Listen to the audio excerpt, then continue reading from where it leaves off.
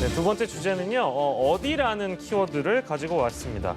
정신과 전문 병원에서요, 환자가 흉기를 휘둘러서 의사가 숨지는 일이 또 벌어졌습니다. 2년 전에 고 임세원 교수를 기억하실 텐데요. 임세원 교수가 숨진 뒤에 의료인 안전과 관련돼서 여러 가지 대책들이 나왔습니다만 소용이 없었습니다. 관련 사건도 저희가 좀 살펴보도록 하겠습니다. 이게 이 사건 경위가 어떻게 되는지 좀 정리해 주시겠어요? 네, 원래 이제 조울증 증세로 이제 입원을 했다가 여러 가지로 지시사항을 받지를 않아가지고 퇴원 조치가 됐던 환자가 불만을 품고 이제 의사를 흉기로 살해한 사건이었습니다.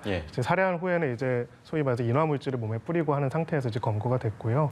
근데 지금 거의 비슷한 유사한 사건이 이제 재작년에 임세원 교수님에 대해서 똑같이 발생을 해가지고 이렇게 정신보건을 책임지고 있는 정신과 의사 선생님들에 대한 보호를 위한 여러 가지 조치를 만들어야 한다. 그래서 의료법도 개정되고 의료법 시행규칙도 일부 개정이 된 부분이 있는데 결과적으로는 해당되는 내용이 이 병원에는 하나도 적용될 수 없는 부분이어서 결과적으로는 여러 보호가 못 되고 또다시 비극이 반복되었다는 점에서 굉장히 안타까운 그런 사안이라고 할 수가 있습니다. 방금 말씀하신 이 병원에는 해당되지 않는다.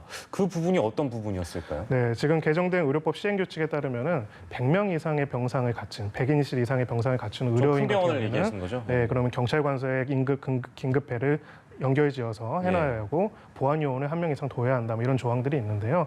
물론 그것도 그렇게 충분하지는 않지만은 문제는 해당되는 병원은 20인 이하의 소규모 병원이었습니다. 그리고 대부분의 이제 정신병원들, 정신과의 1차적인 진료기관들은 사실은 이런 소규모 병원들이 훨씬 많고요. 그래서 현행 그 개정된 법령에 따르더라도 구체적인 보호 장치는 사실상 없는 것이죠. 그래서 결과적으로는 이 사건이 또 이런 비극적인 죽음을 맞지 못한 어떤 제도적인 한계를 노출했다라고 보여질 수가 있습니다. 그럼 이거 법안을 뭐 기준을 좀 모르겠습니다.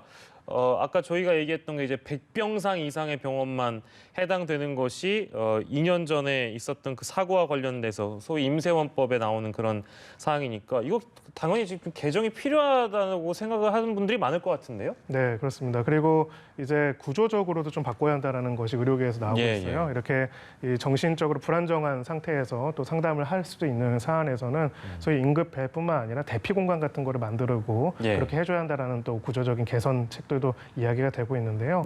이미 굉장히 안타까운 죽음을 저희가 접한 이후에도 관련된 법령이나 이런 부분들이 충분한 대비책이 못 됐다는 점에서 굉장히 안타까운 사안이고 이번 사안을 토대로 해서 소규모 병원들이 상당히 많이 있는데 소규모 병원에서도 이런 비극이 발생하지 않도록 만들 수 있는 구체적인 대안을 마련할 필요가 있어 보입니다.